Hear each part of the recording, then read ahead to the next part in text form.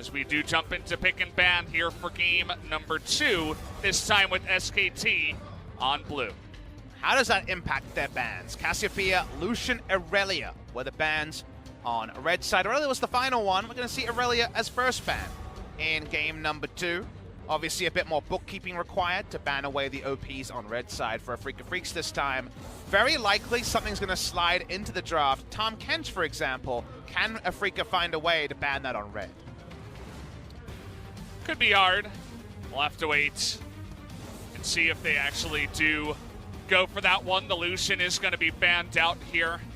We saw that second ban by SKT as well. Nobody wants to see Lucian, at least in this one, after our first match of the day. First pick, Urgot, feels like it's already locked in. We're doing a faker here and seeing the future and imagining it being locked in. Waiting to see what SKT will choose. Final ban here on blue side. Not really any target bans you have to think about too much, but they don't feel like they can pull off the Fiora hijinks now with Aatrox being played and with the red side being occupied by Afreeca. So that makes sense. They will ban away Aatrox themselves, so probably no Fiora is the fallen effect of that. We already talked about the Urgot prediction. You don't need to be faker and see the future to know it. Urgot first pick, the heavy expectation for SKT. Just makes sense. You can put it in either top and mid. It's going to be super safe. It's just so nice and tanky, has kill potential. It's a great pick right now. Galio, the obvious answer nowadays. We're not exactly prophets here at this point, once it gets into this kind of a predictable draft, but the Tom Kench comes out pretty early. I like the Tom Kench a lot here. I think it was almost 100% Ezreal Tom Kench for SKT. You love to go for poke options against an all-in comp, and Galio's already a good sign that an all-in comp is on the way, so love contesting the Tom Kench. Normally for Afreeca, you felt cheapened when you saw the Tom Kench because Tucson on Tom Kench duty was a great engage player who would often suffer trying to play the Tom Kench. Now it's Jelly, now it's a different look, so you can feel better about the pick, and SKT give the confirmation of, yes, we really wanted the Tom Kench. Would have been so good to have it in this spot, but instead they will pick up the Braum, as they are expecting some engage, I suppose. Pretty nice with the Ezreal as well. Can hop forward, get the stuns onto the Tom Kench. We'll see what happens. You feel a bit damned if you do, damned if you don't about Camille in this spot, because otherwise it's Ezreal, and you know how slippery he can be. But if you do lock it in, it's risky. It's a first-round jungle Karthus. All right. Now, of course, this could be bot lane Karthus. This could be aiming playing Karthus, and he was one of our awesome dudes, but everyone has seen Spirit spam Karthus, jungle Karthus. What happens here? Because Afreeca say, no Lee Sin for you. And SKT say, well, we're pretty sure it's jungle Karthus, but if it's not, how do we achieve both of our objectives? You see they're thinking about it a lot as they eventually put their eggs in the Karthus jungle basket. I can't believe they first rounded Karthus. This is Afreeca Freecs. Reminds me of when BBQ Olivers in the Casper Cup, you know, there were a lot of whispers about the Ivern comps coming out. SKT said, all right, no Ivern, and they banned it the second round. Afreeca like, all right, we're going to first round Karthus and work it out later. I could see Keen playing Karthus. I could see Aiming playing Karthus. And we know that Spirit will play Karthus. I was calling for it. I didn't actually expect it, especially this early. But I suppose even Afreeca felt like it was so obvious. Jay's going to be banned as well here. Kind of interesting. And Varus, Tom Kench in the bottom lane would mean that certainly the Karthus should go into the jungle. What season is it for Varus, Tom Kench versus Ezreal Braum? Feels like nothing changed at all. But we're getting very, very standard duo lanes. I think SKT should just go for what works, which is strong jungler, strong lane, and then work out what Afreeca has and say, well, if we play the Archon swing condition, doesn't matter what rubbish the enemy is doing. That's what I prefer to do when you see something really out of the norm, like a Karthus first round, is let's make sure our comps are really good. So Xin Zhao and Xin, and you just have, say Xin Zhao and Victor, and you'd have a very standard comp that you can lane swap on. Ezreal Braum is very, very safe. I know it's boring on paper, but that's my first read on what to do in a scenario like this. SKT could also be bold, and the Fiora bold pick was very helpful in game number 1, but with the limited information they say, well, if you pick a strong jungler, Xin Zhao wins the skirmish most of the time, and if you pick a weak jungler, we're going to have a huge skirmish advantage. Like the pick, Xin Zhao coming back here, no longer globally banned. Very, very strong early game jungler. And what will be picked here for Keen is the idea. This would be a top lane Syndra or a just chase Victor wherever possible. Syndra pick, because Syndra beats Victor, was played in the LPL in the Demacia Cup Championship. Instead, we see the GP and Spirit, who couldn't stop telling me about how much he was loving jungle Karthus at Kesper Cup. They finally found a spot. Apparently his first round, he's playing the Karthus. And GP, something we always used to see in the past, seems like a very rare pick nowadays.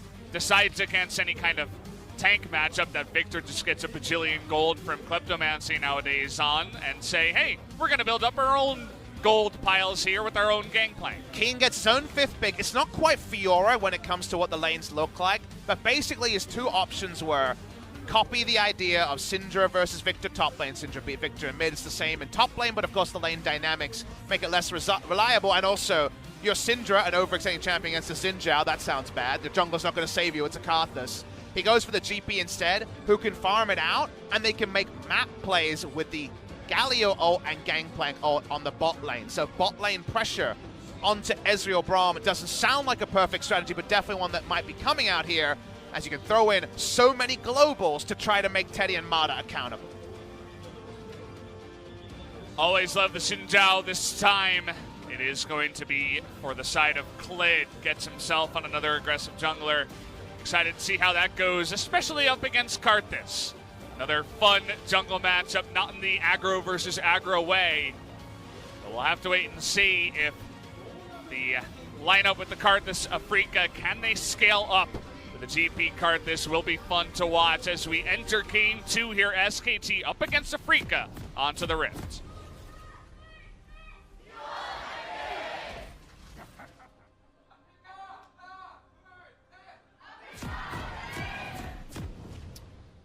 Here we go, back onto the Rift. This time SKT blue, Afreeca red. And the first thing I notice is more Hail of Blades for the Xin Zhao on the side of Klid this time. It is now the go-to keystone on a lot of champions. Again, Viper's Vayne in solo queue has now been copied basically entirely Hail of Blades after that was publicized. The jungle picks are the ones where you just weave so much more early damage on. Even when you just have a red smite, you do bonkers damage. Every auto attack when the enemy has, no cloth armors or health is going to be relevant. And the damage calculations are already always about 150 damage off, it feels like, when it's Hail of Blades, and that's often enough for a kill. So I'm a big fan of the extra pressure it gives a jungler like Xin Zhao, who already has an auto attack cancel, to continue to abuse the mechanic chains on Hail of Blades on patch 9.1. Other keystone choices that are interesting, it's Respectful Klepto against the more defensive choice here, and we're also seeing why, as, hello, we've got a lane swap. I like the Observer immediately swaps him around, really on the ball there, as they say, instead of Klepto versus Klepto, or, well, I guess it's not Klepto here, as you were mentioning, Keen just going to go up against the Urgot in the mid lane instead. 2 games in a row. If you missed our first series, we had Summit on Darius go mid lane to find the Scion, and I like the fact that Korean teams are feeling the flexibility more so than ever of not to stay in your lane. It's very much find your lane, and if it's top, if it's mid, deal with the geography difference and make the most of it. So the farm lane going to be very reliable for Keen in the mid lane against Urgot, and very little kill pressure because the oranges often make him K. This was supposed to be Faker versus Yukal and Keen versus Calm, but the players are like, nah, let's mix it up. Let's just swap the lanes here a bit. You already got to see those aforementioned matchups in Game 1. Let's take a look in Game 2 as Klid over a ward, and Spirit, very respectful, says you can have my red if you want it. I'm Karthus. He did lock in Karthus, so the respectful part is definitely secondary to the pretty brazen first-round Karthus. He understands that he just can't afford to die. If he dies in this jungle, it's a terrible time. It's lights out. You'll notice Dark Harvest is the pickup, which is pretty much a Karthus-only rune is bot lane. Oh boy, Jelly once again feeling the pain. Not quite able to weave in another Mystic shot. There was Teddy, but he was on the ropes. Very cool, calm, collected, though. Keeps all the summoners. Spirit's level 3. The power farm is so real. Mid lane, Klid was actually considering flashing over the wall. That would have been aggressive. He got level 3. from his experience. He's yeah. soaked up. That's actually really relevant here. Yeah, he waited there and he just picked it up and he's like, okay, now I can fight. Clid's pretty good at understanding his scenario, and he understood that just sapping one minion would be enough. Patience here is so low on this red buff, but it should be claimed by Spirit. Yeah, He's level 4. You got to have your top laner come on down just to protect you so you can pick up your buff. It's little sacrifices like that that could potentially make this jungle Karthus work. You see it sometimes in solo queue, and a guy just picks up Xin Zhao, and you know your Karthus is going to die a bajillion times, but Valdes, not this time. You know that Karthus clears the jungle fast, right? Everyone just says the bullet point play. Any analyst can say, wow, his clear speed's really fast. We know all about it, especially on single target camps, right, with your Q. Speaking of single target camps, ganks? How about his ganks? Well, unorthodox, Valdes. I mean, he has red. He gets the Dark Harvest proc at least on his way to steal Raptors away from Clid rather, it looks like. I'll take your Raptors, kid, he says, as he steals away Clid's Raptors. He gets them down. The clear speed, again, the reason why I mentioned the boilerplate point is you have to see it and remember it to really believe it. You just motor down those camps instantly. If you remember when we saw the Jungle Karthus played by BBQ Olivers, by Malice in the Kesper Cup, he was 2 levels ahead, feeling like he had XP quints or something going on, and Spirit will have a very fast level 6, and one thing I want to draw your attention to, Valdes, it's triple teleport, which is becoming the norm, AD carry, mid laner, and top laner. That's no heals against what is going to be a very early level 6, and also the Cannon Barrage thrown in, the Galio ult sweeping in. The chances of getting kills bot side, because there's no summoner heal, do go up, and Teddy's going to have to be pretty proactive about when he chooses to back. You can't just use all your mana. You have to be topped up in health as well. Yeah. It's a weird feel, but they have so much reach on kills. It's pretty insane. It's just dirty. Dark Harvest, that dirty extra damage, right? Then there's Karthus ultimate. Then there's GP ultimate. The lethal range feels like it's bigger than ever before, and while one Dark Harvest stack is nothing to write home about, every time it adds up. The S word is one we avoid saying on this stream, the scaling word, and Karthus scaling needs no introduction. Yeah, I mean, imagine how much more range they would have if they had Galio in the mid lane just to hop on in onto bottom lane ganks or just helping out in general. I feel like it's kind of curious. They send the Galio up into the top side. Not sure what you think about that, Papa. Something freak, you've got no mana. That's what I'm thinking right now. Watching Spirit, the dregs of the camps, able to power through it. Level 6 obtained at 6 minutes 10. That's pretty good timing. In the mid lane, Faker looking for a disdain there, but no flip onto Keen. Only really meaningful way he can interact with the lane. Clid's on a ward, by the way, and just picked up more XP, it looked like. He's taking a lot of that as we go. Keen, so far, quite rotund in this lane, not under too much pressure. Clid gets the information, the bad news about the ward, and we'll just power through. I'd like to think he was sapping more experience from his mid laner. Well, he was doing both. We do have Infernal Drake here. TP comes into the bottom side. 4 members of SKT looking for it. Top laners do not have TP at this moment in time, so we'll be at most a 4v4 if any fights do break out. Usually you think, okay, it's Karthus jungle, invade is blue. That's a very simple point. Actually, as SKT, almost as big an objective as taking the enemy blue or contesting it is get a global. Just get one of those ults used, and then you don't have to worry about them being min-maxed to get a single kill. They weren't able to get either. The blue buff is claimed by Spirit. Keen has no need to pick it up on Newcastle's top lane, so this lane status does continue the power farming for Spirit. Certainly having a fun time so far, and Afreeca are just fine to sit back, try not to die, scale on up with the Karthus and the GP and even the Varus. And you just know scaling as well. That Afreeca, scrimming with Spirit, I've probably put 30 games into Jungle Karthus because they have such an amount of scrims played. They play internal scrims, they take scrims with others, they just don't play solo queue because they see more merit in playing more competitive or competitive-like games.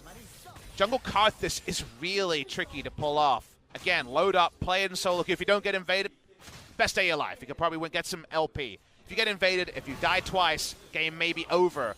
You're never able to get some fortunate assistance from your teammates. So because of that, enjoying the fact that so far Afreeca have been able to make Jungle Karthus look like a masterstroke in game number 2. You were talking about clearing single target camps. Both of these teams would love an Infernal Drake at this point in time. And, oh, aiming's going to be hit on the backside. Remember, he used his TP before when the invade was coming in. And so now he's in a really awkward spot as he got a little bit too close to the sun down there. And the moment the Ezreal ult hits, it means no chance to contest the Infernal, and it should be a freebie. Slowly soloed down by Clid. Again, an acceptable loss. You took Jungle Karthus, you made a bold choice. You didn't think you could also get Infernal Drakes, so you definitely didn't want to see that spawn if you were Afreeca Freecs. Infernal slowly going down to Clid, and Spirit just goes back to his top side and says, well, I'll take two camps and reevaluate.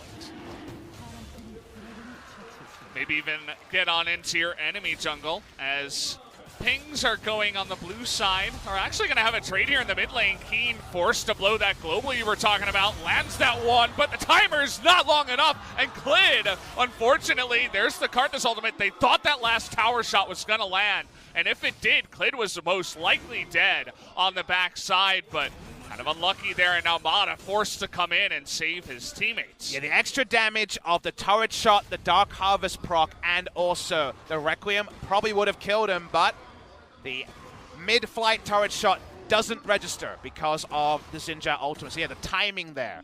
The only difference between that likely kill. Understood there, the Keen. Because the ult had timed out from Faker, there was no way actually to get it to arm after the flash from Clid. So a rare miscalculation on both sides. And all we can really talk about is a turret plating going to the side of Afreeca Freecs. Well, at least we had some action in this game. SKT certainly looking for some action with that Xinjia. We'll take another look here at the fight. Let's watch the replay here for the damage calculation. Now, the turret doesn't actually get repelled by the Xenos. Let's watch exactly what the full calculation is here. The next shot's coming in. If it had gone down before the Q, so that's what we should have been talking about, the Q there, then that would have been the difference between the kill coming in and not. Be pretty overpowered if Sin could block turret shots. But in the end, calculations are off on both sides, and that means a couple of summoners, importantly, Clid's flash, are on cooldown.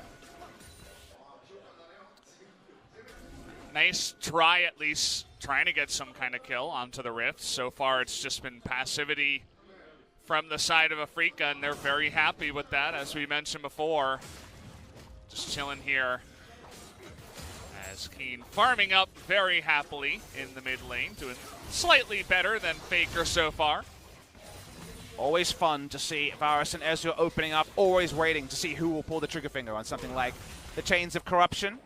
Heal is worn on Mata, you'll notice, whereas the teleport, as we mentioned, is there on Teddy. Very important to try to get them through this laning phase. First Requiem, not successful in every long cooldown ability. We always inspect very closely when it comes to early effectiveness. Around the same time, Cannon Barrage available again. Let's see if they can actually set up this bot lane play we alluded to, try to get something out of those cooldowns. Khan getting into it up in the top side. You see him blow his ultimate. Not sure if that was actually reaching for the kill, as Galio still has his flash, or just trying to help on the push. Pretty sure it was Doinby-esque when it comes to pushing in a minion wave. Very hard to freeze against a Victor between E and R. He'll find a way to push your minions. But that does mean that Clid can transfer the good pressure he had bot side to a top side objective, but this is one that Spirit doesn't have to leave for free. He can just fish for some vision with his W, but Faker walking out makes it very difficult to contest this objective. Well, it comes down. Spirit can get a little bit more aggressive. If he lands a couple Qs, we could see something happen. Fight in the bottom side at the same time. Aiming getting pretty low. Stun comes in, but oh, Faker picks up the Karthus, who is going to ultimate on the backside to take out Clid at least. Looks like SKT do get the Rift Herald. Faker trying to slip on in there and pick up the buff, but it looks like Afreeca might be able to zone them out for now. Now this time is really long, and Faker has first access to the minion wave, so will Keen give up multiple minions to make this happen? The answer is yes. Now Faker's backing too. It's about 25 seconds, I feel. I don't know the actual number on how long the eye stays, but it's much longer than you first think. Yeah. Is there a long time? We'll still wait. TPs are coming in as Yukal wants to taunt them away from it. Oh, there's the taunt, but he picks it up. Khan Just barely, it feels like, towards the end.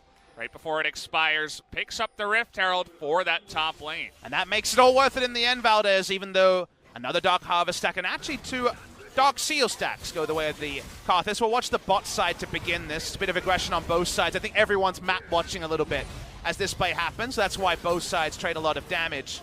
See if there was any further blood on the bottom side. I don't believe anyone went down. Yeah. But cool little trades there. Very competitive between the duo lanes. As top side, we missed Faker actually getting the kill onto Spirit. One of the plays here. Oh, arms in case of doubt. He can't get any value out of the fear, but the answering kill does come onto Cliff. Yeah, the Karthus, you know, he's good at farming. He'd love to scale up, but we're kind of in this wonky early to mid stage where it's not 5-on-5 yet, and suiciding isn't really the best option. He would love to live, but Xinjiao and Urgot going to immediately just pounce on you. And, well, here come the Qs. If he can land them one, there's the Varus ultimate, and see you later, Spirit able to pick that one up, and now aiming just way too low, gets burst on down. Jelly also in a really bad spot here. He's going to also bite the dust. A double kill for Teddy on the Ezreal on the back of that one. Really smart map cut there from Faker. He knew they could control the bot side of the pit, and there's no exit route for Afreeca after they flash and use the ultimate of the Varus, the Chains of Corruption flash. Meant there was no way out, and now they want more here, SKT. Faker just scuttling his way on in. They're going to burst down that Karthus. Doesn't do much. Has the Requiem. Not even going to use it here. Faker, though, no, it's not enough time. The flash forward. Oh, got him! Kill the bloodthirsty support. Comes on in. Mana picks up the gangplank for an extra kill on the backside. There's nothing more satisfying than fissuring someone to death. It's only about 150 damage, but it's all he needed. The snipe there is going to be the cherry on top. They back away to an Ocean Drake, and suddenly SKT, the plan's coming together. Well, you feel like that pocket pick of the Karthus and the GP and all the scaling could potentially get Afreeca into this game. They pick up the kill here at first, but then it turns on its head. It's all good until the flash hit, because then Faker says, hey, if I walk down, there's no way out for these guys. And he's right. There's the ability of Teddy to use terrain to just rain down damage, his R and his Q. Very consequential at the start. Then Jelly's out of position. We zoom forward to this moment. Spirit's try to contest. Well, you ain't got no flash, buddy. You're going to go down quickly. And in the late game, you look at Karthus and say, hey, SKT has a mid-range threat comp. Karthus' Defile is going to do wombo damage. We're not in the late game yet, Valdez. And if they continue to play around side, you can hear how good Mata feels after the Glacial Fissure kill. If they can continue to play this game at a high pace, and turret dives at 14 minutes are the definition of a high pace, it doesn't matter how good Karthus is against SKT's comp if he never gets the items to wield. It's very true, and you can see SKT getting real pumped up there, Mata as well. Everybody's shouting nice as they pick that one up, and well, they should feel pretty nice about it. Khan here looking again for just some nice trades up against UCal, being annoying. But things feel really good. The Victor's online, had that really nice Galio matchup. Your Urgot and your Ezreal are doing stuff, and UCal just caught underneath the turret. Khan is also going to have his own little stopwatch from earlier on. Dodges that Karthus ultimate. Definitely the best way to get out of all that damage is some stasis, and well, that's a couple of stopwatches now. They're going to save people's lives. And there's really no silver lining. In a different game, you say, all right, they won't have another stopwatch later, but Zhonya's will come up. And this game doesn't look like it's going to get to late. Jelly needs to get the Devour. He's not going to get it yet. Oh, he's not on the wall. He was actually there, but then he moved away. The pathing there of both of them, they couldn't min-max it there, and unfortunately, it's another kill. And SKT are in win more territory. Keep using your stasis, keep being proactive, and it doesn't matter where if we can get on paper, because right now the paper's being ripped up, and it's being rewritten by SKT. And these guys playing so well, and now Faker looking for a solo kill. Gets a little bit of help from his friend in the jungle, but it just feels like the landslide has started, and it's not going to stop anytime soon, Papa. Afreeca Freecs are one more than 1 foot in the grave. It feels like we're 1.5 feet. That's not a good sign, Valdez. Right now, 6 feet under territory. Almost confirmed for them. There's light at the end of the tunnel, but this tunnel is SK Telecom T1's territory. Oh, it's all about pathing here. Aiming can't actually, because he's body blocked, get there, and then it's the ult Valdez that knocks him further away. So between those two things, the body block into the Xin Zhao ultimate, no Devour over the wall, no life for the Varus. And that's what I like to call the death corner in solo queue. People get caught there all the time when they're behind on red side. All the time. You're trying to go from bot to mid, mid to bot, and they have a ward in there, they're going to spot you and they're going to corner you. And, well, happens here in pro play as well. And Spirit now absolutely can't get on top of his blue buff, has to give that away as well. Control is basically paramount for SKT. They have everything on the map, and now all the little pieces are really coming together for the side of SKT. Remember, we talked about how to get away with this teleport so risky. That's also pieced together that it's heal Guardian Braum for the most kind of extra health you can provide someone outside of, say, a Soraka. The moment you've locked in the Braum, you're able to give so much to your Ezreal through the Guardian proc and the heal, giving you, what, 300, 350, maybe 400 as the game goes on. Extra health in the kind of early to mid-game phase. That's enough that the Karthus ultimate probably won't pick up the kill. We never saw them even be able to get any sort of wombo in the bot side to try to shut down Teddy. And, you know, we were coming up with names of premium Teddy bands for a reason. This guy has been solid gold so far between Kesper Cup and also the LCK. 600 bounty already being won by Clid and Teddy. To me, the two best performers so far for the SK Telecom T1 Dream Team lineup. Yeah. And Afreeca Freecs, there's still the scaling word being said. There's still a keep your wards down, keep farming. And that is true. But SKT in today's form, given the Vision Masterclass that won them game number 1, I can't see them giving another 20 minutes of farming to the side of Afreeca. Yeah, it certainly doesn't feel that way. They're not going to, you know, be the team that wavers and hesitates around objectives. SKT look like they're firing on all levels right now and looking really, really fantastic. We'll see where they do move from here. Always Khan will just continue pushing in, and he's in a little bit of trouble here. Khan tries to flash out of that one, but is going to be burst down. Clid, unfortunately, roped into trying to help him out. Not quite able to do that. Now a fight in the top side. Faker, uh-oh, he's got a shield. It is going to block that entire Karthus ultimate, though. Teddy? And now Teddy, okay. We start giving them some praise, and all of a sudden SKT getting caught, but at least they're going to take down an inner turret. Teddy playing with fire a little bit, but it's actually to distract the members under turret, while in the mid lane, a duo came Teddy, in. oh boy! Spirit has to flash out of Double that flash. one. They got the flash on Devour out of Jelly as well. He got the absolute maximum. It's like, how dare you try to Q me, Karthus? Kane. Looking for the snipe, and Spirit's not going to get it. And Teddy, he's still alive. He's still kiting them. He's going to take out Kane. You mentioned solid gold. This guy, he's going to platinum. He finally goes down, but oh man, makes something out of absolutely nothing. Picks up another kill on the backside. Teddy, oh man. Masterful baiting coming through on that one, and the Winions are the only ones who can take him down. Thanks, Mr. Ranged Minion. I needed the assistance, said Yukal, who got the kill credit. Now there's 3 members, and the Gargoyle, he's only so tanky. What is happening in this game? It's people getting caught over and over. It's devolved into madness. It feels like as double TP comes in from SKT. They get a kill, and now maybe another one as Spirit. That's a victor on you. You're going to get stunned. Give the kill over to Faker. He'll be happy to steal that one up. As 2 more kills now to SKT. They're looking at Baron. But in another game, you look at the interaction there and say, man, Karthus Grave in the middle of the enemy team, that could win a team fight. Not here in this game with how far ahead SKT are. They're on to Baron, but they're certainly being mindful of a turn. Faker doesn't have Smite, he can't switch over to it, but look how far Afreeca have to respect this, and we know the Smite is on cooldown. I think it's going to finish it.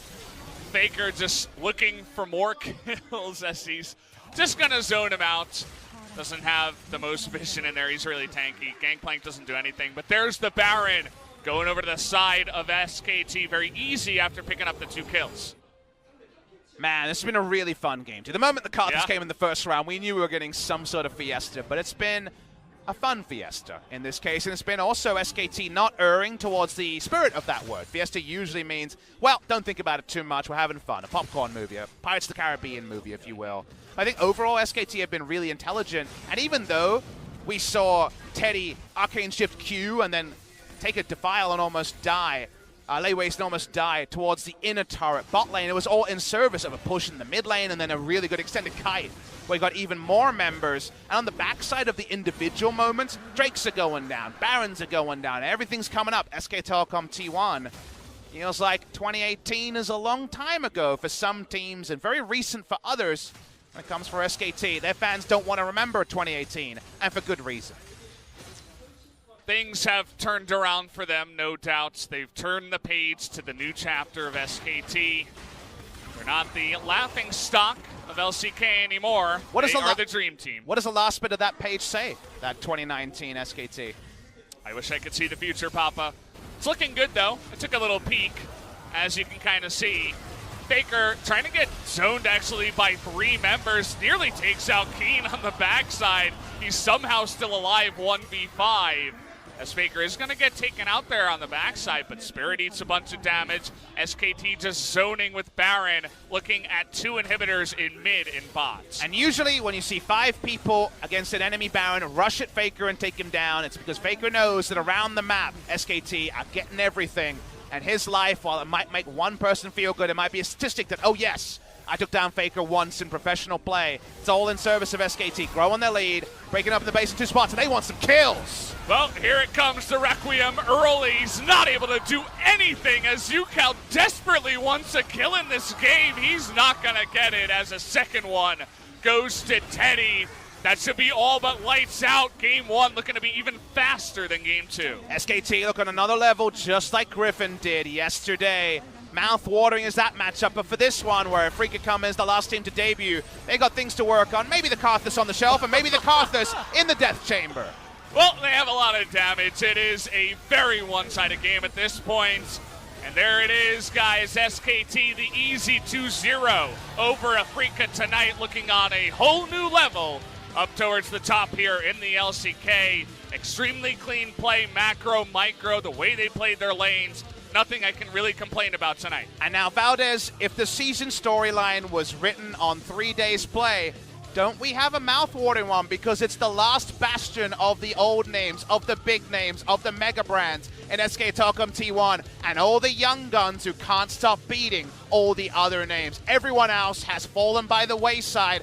SK Telecom T1, they've got the legends, they've got the points, and now Dumb1 Gaming, Griffin, Sandbox, all these upcomers who have picked up victories will look at SKT, circle the calendar and say, if we can hold them down, maybe the new blood will reign supreme. And you mentioned that matchup, SKT and Sandbox is actually SKT's next matchup, will be Sandbox. Sandbox is going to play another team, Kingzone, before they do get to SKT, but we'll see how that matchup does go. Also a very interesting one now after Sandbox's nice performance in the first matchup, but definitely the story and all the eyes now are focused on SKT after a huge dominant victory. We weren't sure exactly what to expect out of Afreeca, but honestly, I don't feel like they played awfully in this series. I just feel like they got outplayed by a better team tonight in SKT. More data required. We can't do the scientific experimentation on Afreeca again. 2-0'd by Griffin, 2-0'd by SKT. They're probably our 2 front runners for LCK Spring 2019. Again, I'm just kind of in awe of where we're at, of the fact that we have players on SKT, this team that brought together so many franchise players. Jin's best player, he goes on to the side of SKT. Khan was definitely right up there in Kingzone. He's on to SKT. It's all in service of bringing things back, building around Faker, and building this super team. They have that. Meanwhile, every other team that we're mentioning is still trying to build a legacy, still trying to win that first LCK crown. And now they're all looking at SKT and saying, if we knock them off the perch, it will be the new generation. And SKT is saying, you got to earn it first. And with this sort of form, it's going to take a pretty big performance to take them down. Well, pretty quick series there. I was expecting 3 games. That's what I was thinking, the 2-1 to SKT, but it only took them 2 games, and really quick ones, too. The first one was 28 minutes, the second one being about 25, I think. 24.5. Really quick, they shut down that jungle Karthus, Laugh in Spirit's face, and man, really one-sided, not what I was expecting. Let's see who the MVP is for game number 2. A lot of people could be in the argument for that one. Want to see some more interviews, want to understand what their first thoughts are, because they would have been ready for the Karthus. That's the thing, is he's played so much of it in solo queue that you don't need to scrim Afreeca to know that they will be considering the jungle Karthus, and that's the thing there. I think we'll have some highlights and then crown that MVP. That's what we're all about here as we close up day 3 of the LCK. Looking at the highlights, and they even were able to pick up this Rift Herald. The 1-for-1 kill trade didn't matter. The Rift Herald went the way of SKT, and after this moment, everything came up. SK Telecom T1. Well, we'll see this one. This was the one where they got hugely baited. The nice roam timing for Faker to come on down. Xin Zhao goes down, but then you give a double kill to the Ezreal, and then you're biting your fingernails. You're really nervous about the way this game is going to go. It's not a usual meat grinder, but Braum from the backside, Urgot in the front side, nowhere to go, no flashes to evacuate over the wall. And this was the same play, Valdes. It's an extension. What we were watching before, they went for the extended turret dive here, getting further kills. The fissure kill, oh baby, from Mata. That's a feels good, man. Yeah. At the end of that fight. And from there, they kept chasing in, and they were getting 4-for-1s, 5-for-0s. It was clean from here for SK Telecom T1. Yeah, and I was excited to see, some of these other players on the side of Afreeca. Cal, could he show up? Insane mechanics, aiming, lots of good words about him. But SKT didn't even allow us a chance to, see the good parts of Afreeca's lineup in these games. And definitely says a lot about where SKT is as a team right now. You guys can see in the damage, the Galio, the Varus, not really doing much. It was all the Karthus trying to do a bit of damage in this game, but very, very one-sided to the side of SKT. At least this time, Afreeca got 5 kills, not only 1. Gotta say, the Urgot versus Galio matchup pretty comfortably taken in this game. You can think of another game of Galio's wave clearing and flying off and putting off ganks. That wasn't happening here because of the warding in game 1 especially. Yeah.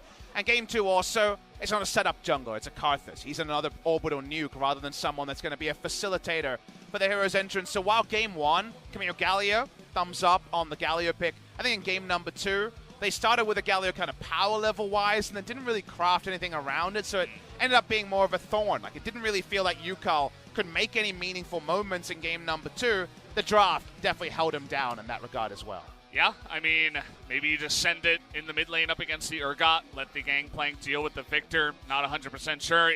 Kind of like he was on his own island and the top side is Galio not really doing anything. I mean, he had one hero's entrance, I think. Maybe, I don't really even remember. It wasn't relevant, that's after for sure. That, yeah. So, Galio kind of, sad Galio in that one. Sad Galio bowling, I suppose you could call it. So you got Teddy for the MVP? I'm a Mata man.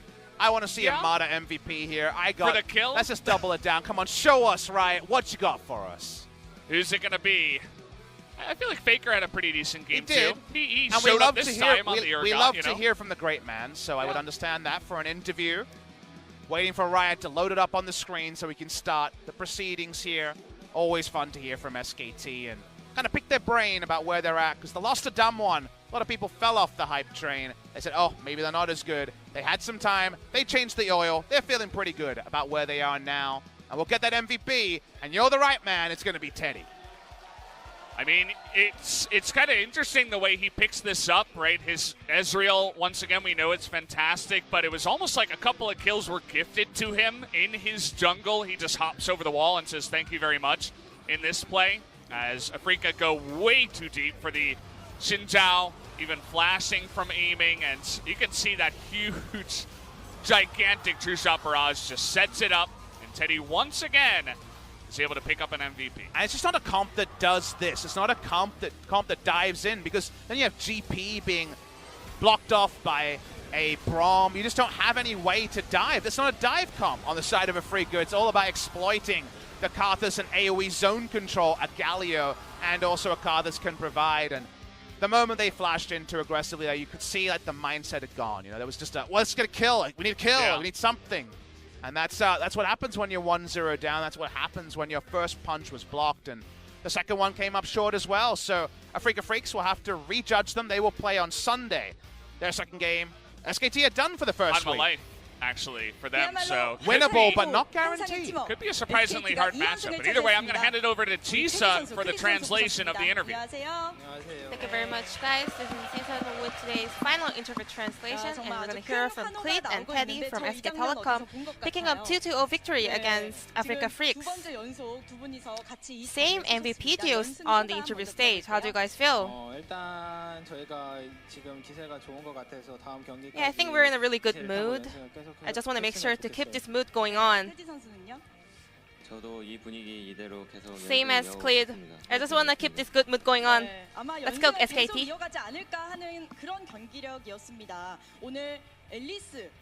Elise, that cocoon was amazing. I bet you must be really confident. So how do you rate Elise in current meta? Well, in the current meta, you have to play the champion that you're confident with. And that's why I locked in Elise today. Well, seemed like Afreeca had a bit of a lead in the early game, but your gank was the key in turning the game around. Whose call was that?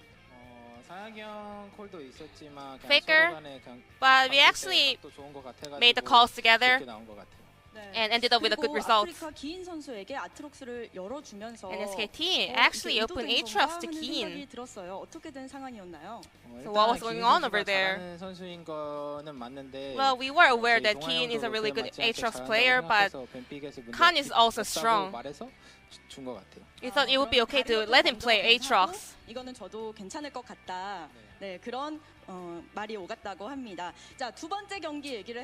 Moving on to game 2, Teddy. You are standing next to Cleet once again. How do you feel? It's nice to be next to him. We're the young bloods in SKT. Bam, that Bam again. I like it. So Karthus in jungle. And mid lane swap. What's going on? We were considering Esther seeing them subbing in Spirit, but top mid lane swap, we were kind of confused. But if we just do our best in doing our own role, that wasn't a big deal.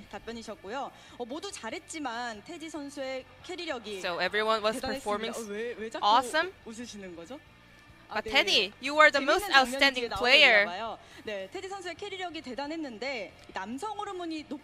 Mara made a comment that you must have a lot of male hormones in your body. Do you agree? No, my male hormones are quite low actually. But your ultimate on Ezreal was amazing.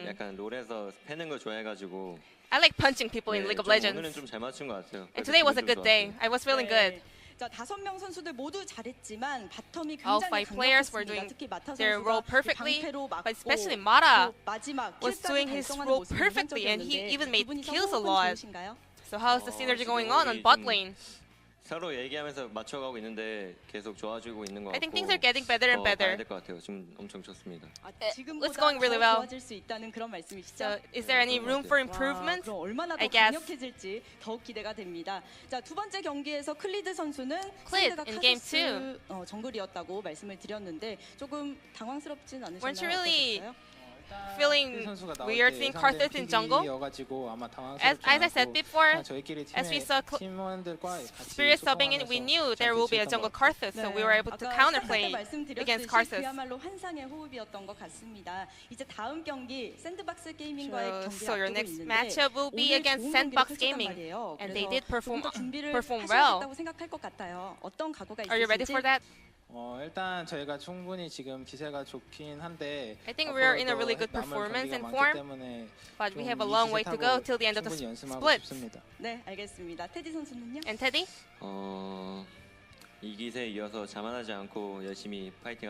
I won't let my guard down and do my best to prepare for our upcoming matches. So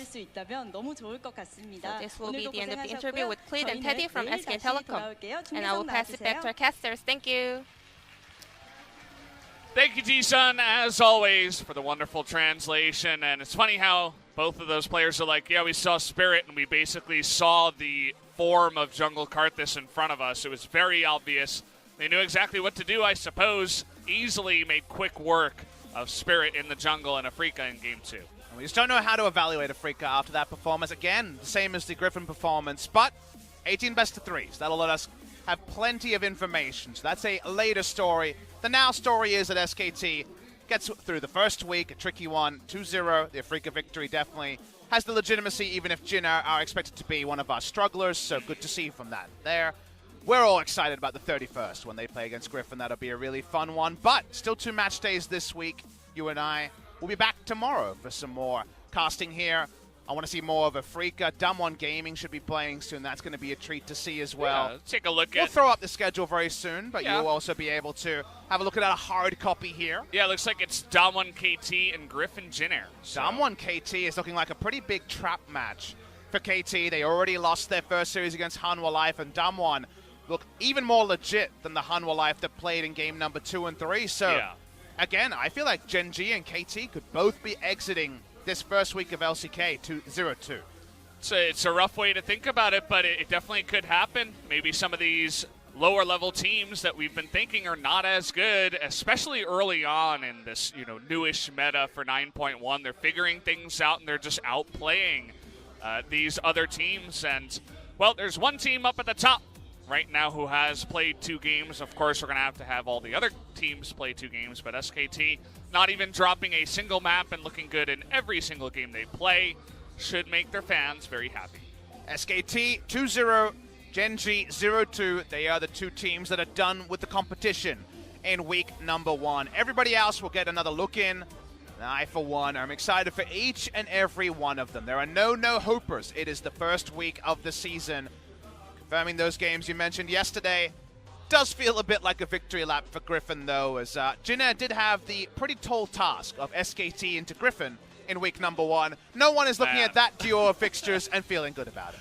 Jinner's like, really? These are the 2 teams we have to play first. SKT on opening match, and then Griffin at the end of the week on Saturday. It's just, it's going to be a rough week for Jinner, no doubt. I mean, even if they were a team that we had high expectations for, even if we ranked them number 3, it's hard to say that they would do well in either of those matchups. So kind of a rough one for them. If you're a Jinner fan, wait for week 2. Things should get a little bit easier. Do you even tweet a sad plane after this week? No. They were expected to lose, and probably will. Spoilers for the second series tomorrow. Going to be a tricky one, but guys, LEC starts later today on Riot Games, and it's been a really fun first day with you, Valdez. Yeah, thank you guys for watching. As always, we'll be back tomorrow for more fun games. We'll see you then.